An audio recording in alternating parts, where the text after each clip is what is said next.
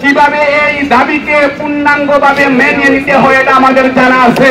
জুলাই আন্দোলনকে চুরি হতে আমরা দিব না। আর জুলাই আন্দোলনের স্টেক হোল্ডার, প্রধান স্টেক হোল্ডার জগন্নাথ বিশ্ববিদ্যালয়। এসির নিচে বসে লম্বা লম্বা কথা বলছেন, তারা পালিয়ে যাওয়ার সুযোগ পাবে না। তারপর আমরা ফাঁসির মঞ্চে রেখে রাখি বিশ্ববিদ্যালয়ের মৌলিক দাবিকে অপেক্ষা করার কোন অধিকার এই সরকারের নেই। আমরা পরিষ্কার বলে দিতে চাই, আমরা এখন ঝিমিয়ে পড়েছি। শুধুমাত্র আমাদের রানী ছাত্রছাত্রী ভাই এবং বোনেরা, আমাদের অভিভাবক শিক্ষক মন্ডলীর নেতৃত্বে এই জায়গায় এসেছেন। আমরা যদি এই দাবি যদি আদায় যদি না হয়, জগন্নাথ বিশ্ববিদ্যালয়ের সাবেক সকল ছাত্রছাত্রীরা আমরা আমাদের বর্তমানদের সাথে একাত্মতা ঘোষণা করে কিভাবে এই দাবিকে পূর্ণাঙ্গভাবে মেনে নিতে হয় এটা আমাদের জানা আছে। জগন্নাথ বিশ্ববিদ্যালয়ে বিগত ফ্যাসিবাদ আন্দোলনের কি ভূমিকা রেখেছে এদেশের মিডিয়া এবং দেশবাসীর সাক্ষী, যারা এই আন্দোলনে ভূমিকা রেখেছেন, ঢাকা বিশ্ববিদ্যালয়ের হলে থেকে নিচে নেমে এই আন্দোলনকে সফল করার জন্য ভূমিকা রেখেছেন। কিন্তু জগন্নাথ বিশ্ববিদ্যালয়ের ছাত্ররা, তাদের কোন থাকার জায়গা ছিল না। যখন সবগুলা বাড়িঘর যখন বন্ধ করে দেওয়া হয়েছিল, মেসে অবস্থান করে বাসার ছাদে অবস্থান করে তারা জীবনকে বাজি রেখে ফ্যাসিবাদের বিরুদ্ধে আন্দোলনকে সফল করেছিল। সেটার বাস্তব সাক্ষী আমি শাহিন আহমেদ খান। এটা চুকে দেখেছি। আমরা আমাদের বাইরের সাথে আমরা সেই সময় একত্রতা ঘোষণা করে এই আন্দোলনকে সফল করার জন্য আমরা ভূমিকা রাখার চেষ্টা করেছি।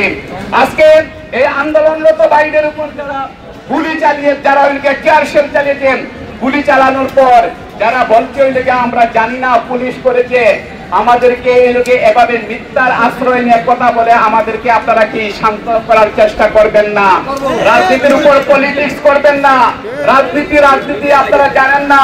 এখন পুলিশ যে অবস্থায় আছে আর আপনারা হামলা করবেন পুলিশকে, এটা হতে পারে না।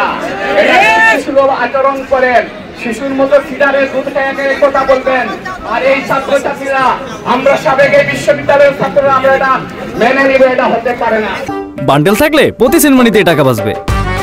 বিকাশ সেনমানি বান্ডেল কিনে জিতুন প্রতি লেনদেনে। জগন্নাথ বিশ্ববিদ্যালয়ে শিক্ষা বান্ধব কোনো পরিবেশ নাই। একজন ছাত্র সেই সবেমাত্র বিশ্ববিদ্যালয়ে ভর্তি হওয়ার পর তার থাকার জন্য তাকে যে সংগ্রাম করতে হয়, এইটা আমার মনে হয় না কোনো বিশ্ববিদ্যালয়ের ছাত্র এভাবে সংগ্রাম করে। সে যদি একটু ভালো পরিবেশে থাকতে হয়, পুরান ঢাকায় একটা বাসা নিয়ে থাকার জন্য প্রথমে তাকে 3 লাখ টাকা অ্যাডভান্স করতে হয়। 3 লাখ টাকা অ্যাডভান্স করতে যারা পারেন না, তারা ভালো বাসা ভাড়া নিতে পারেন না, তাদেরকে যেতে হয় জুলাইফার, তাদেরকে যেতে হয় নজর হেইপারে। এমন অবস্থায় তাদেরকে থাকতে হয়, গিটিবিটি অবস্থায়, যেখানে শিক্ষার কোনো পরিবেশ থাকে না। আমার জানা মতো এই পর্যন্ত এভাবে অপরিবেশ বিভিন্নভাবে এই লোকে পানির সমস্যা, খাদ্যের সমস্যা থেকে থেকে বিশ্ববিদ্যালয়ের 10 থেকে 15টা লাশ আমি নিজে বহন করেছি। অনুমতি নাই। আমরা অনতিবিলম্বে সেই প্রজেক্টকে সামনের দিকে অগ্রসর করে নিয়ে জগন্নাথ বিশ্ববিদ্যালয়ের ছাত্র এবং জাতীয় অভিভাবকদের, শিক্ষক মন্ডলীদের যৌক্তিক দাবি আপনারা বাস্তবায়ন করেন। আজকের ভিতরে এই কোমলমতি শিক্ষার্থীদেরকে, আমার ভাই এবং বন্ধুদেরকে, আমার অভিভাবক শিক্ষকদেরকে আপনারা নিরাপদে তাদের বাসা বাড়িতে পৌঁছে দিবেন, শিক্ষার পরিবেশে শিক্ষার্থীদেরকে পৌঁছে দিবেন। আর যদি টালবাহানা করেন, আমরা সকল জবিয়ানরা এদের সাথে একাত্মতা ঘোষণা করেন আমরা এমন আন্দোলন গড়ে তুলব, যারা আজকে এসির নিচে বসে লম্বা লম্বা কথা বলছেন, তারা পালিয়ে যাওয়ার সুযোগ পাবে না। জুলাই আন্দোলনকে চুরি হতে আমরা দিব না। আর জুলাই আন্দোলনের স্টেক হোল্ডার, প্রধান স্টেক হোল্ডার জগন্নাথ বিশ্ববিদ্যালয়।